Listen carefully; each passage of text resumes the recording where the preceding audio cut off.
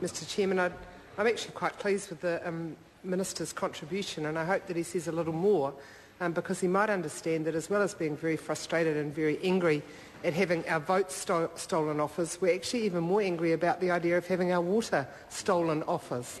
The combination of both those things, take our vote, that's frustrating enough, but taking our water will make us really, really, really upset. So if the Minister continues to engage, as he just did, in what I think is a considered way, then we may well eventually get to the point that he'll understand our concerns, and instead of just riding roughshod over them, instead of just wiping it aside and making smart aleck sort of contributions to the debate, he might start thinking about some of our amendments and some of the contributions we're making, because a lot of them are being done in good faith, frankly. I want to focus mainly in this contribution on Part 3 to the water conservation order issue. A lot of people understandably don't understand what a water conservation order is. They don't have a particular interest in the environment, or they don't live in Canterbury, where it's a very hot topic. For us, we're very keen on water and improving the quality of it.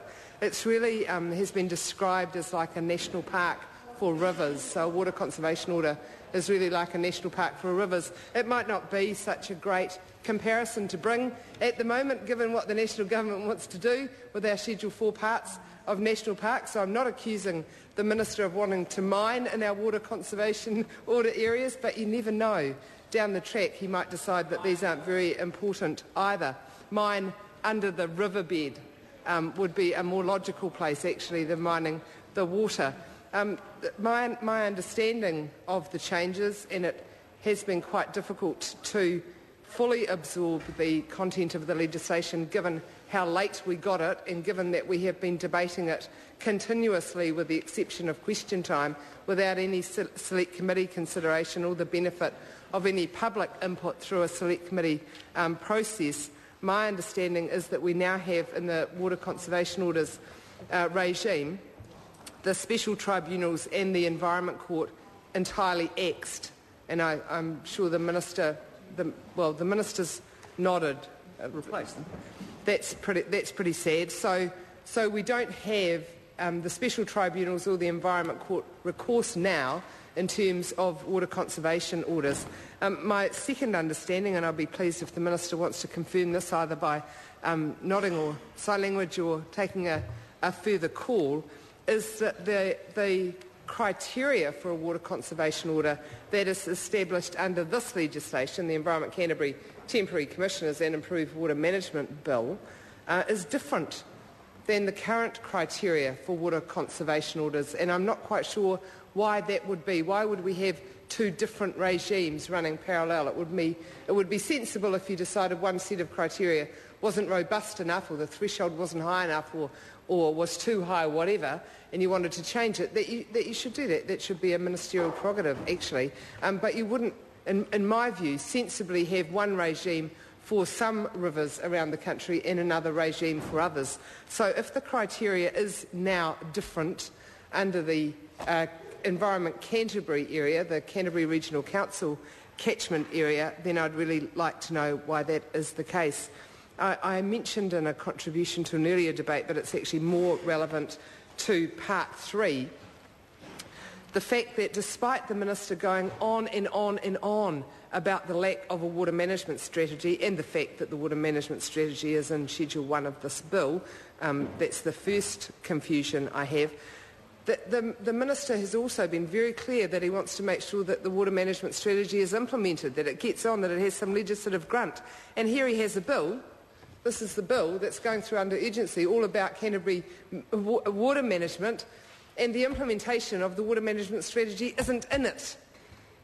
It is about as shallow as a puddle after a brief bit of rain out on Lambton Quay. You couldn't get more shallow than the attention paid to the Canterbury water management strategy in this document. Minister, you've lost a huge opportunity.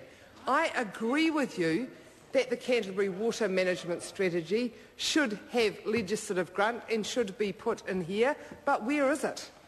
Where is it? The appendix. It's outlined in Schedule 1. It tells us all about it. It tells us that we believe in motherhood and apple pie and access, and we want, Mr Chairman, I call Honourable Ruth Dyson. We want our water to be high quality and drinkable. We want it to be wet. We want to be able to use water, recreational activities. Wow, that's gobsmacking news.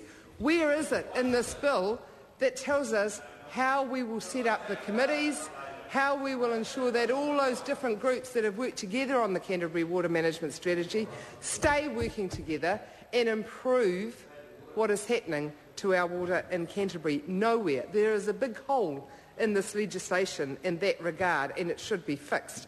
The commissioners are going to be required, this is very tough, to have regard to the vision and principles of the Canterbury Water Management Strategy.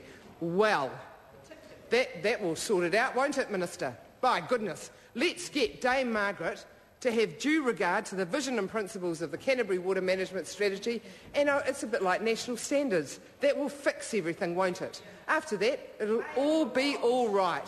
So once Dame Margaret's had a quick browse through the Water Management Strategy, had due regard for it, we should be all right. Shouldn't be any problems in the water management in Canterbury. Mr Chairman, it's really frustrating that with a legislative opportunity like this, being abused though it is, through being rammed through under urgency with no select committee process, we still have an opportunity to put what needs to be in the law, and the ministers missed the chance. In relation to the regard that is being required to be paid to the water management strategy, the final point that I want to make in this contribution is that I don't understand the different levels of regard that are required in this legislation.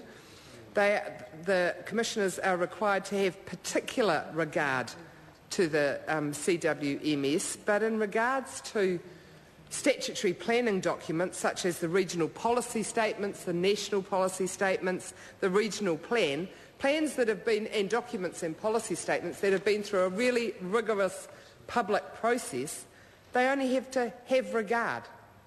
So why are there two tests? Why is there one test for have regard and another one to have particular regard? So I'm happy that the Minister's getting some advice.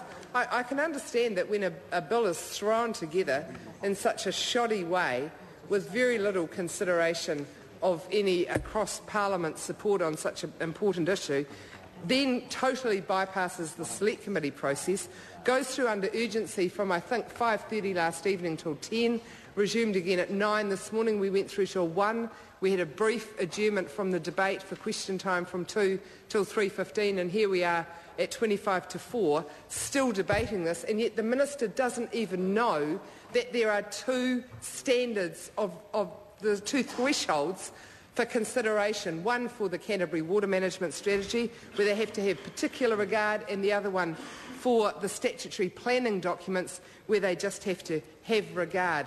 Mr Chairman, this is a really shonky way of trying to improve what is a serious situation in Canterbury. People across the political divides will agree that we have a problem with the amount of water that people need for their life, for their business, for their development, and the amount of water that we have to give. There is a further debate about if we even had more water, what that water should be used for, whether it is best to use it in the way possible. Nothing in this bill helps us address those fundamental issues. It's a really good opportunity that the Minister must have slept in. The bill came knocking at his door one morning and said, here I am, here's the legislative vehicle available for you to drive away in to help really sort the water management issues in Canterbury, and the Minister just rolled over and went back to sleep.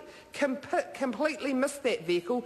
The only bus that he got on was the Let's Sack the ECAN councillors bus. It's the only one that he did. Well, sacking a whole council might make the Minister feel better. He might feel, got a bit of power here. Well, I think it's a disgraceful thing to do, myself, a disgraceful thing to do, when the so-called independent report, chaired by Wyatt Creech, that's about as independent from the national government as you can get, but that report came back with the view that despite all the anecdotes, despite all the stories, despite all the political scaremongering, that had been generated by self-interested people in Canterbury and South Canterbury, their